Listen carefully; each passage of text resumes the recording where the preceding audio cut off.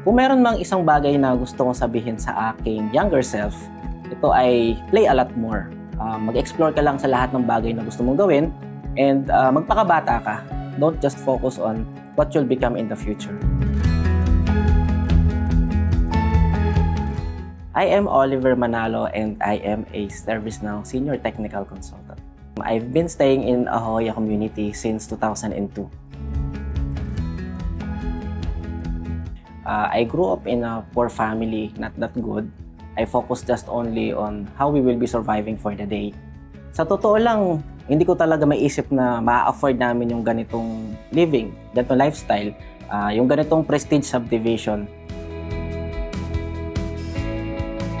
As a consultant that works from home, we started the day right by going on a morning stretch.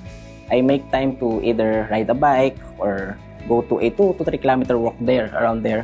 So before the day ends, we go on the porch, reflect on the day, and definitely we are excited for the days to come. Yeah.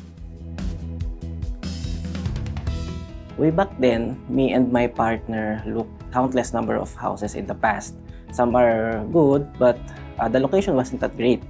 What we are looking for is a perfect balance of location, amenities, security, transport, and price point. It wasn't intentional that we will be buying a property here, but when we went on a site visit, we already said that it is the perfect one. Choosing Ahoya was one of the best decisions we have made in our entire life. Ang pinakagusto ko talaga dito sa Ahoya Campus Amenity is yung basketball court. During out of my shift, naglalaro kami ng basketball. So, enjoy namin yung paglalaro dito dahil maganda yung lightings, yung court maganda. During the weekend, or minsan if I have time, I play with my children, and kapag sobra sa oras, nag-swimming din kami.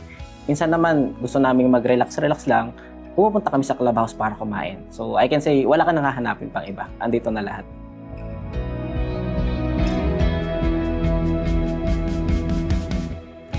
Simula nung tumira ako dito sa Ahoya, nagsimulang mag-improve yung pag-iisip ko na kaya ko pala. Yung bahay na ito, yung community na ito, bibigyan kanya ng opportunity para mag-isip, think big, explore more, and do everything that you want to do in the future. I am Oliver Manalo and I am a Vecino.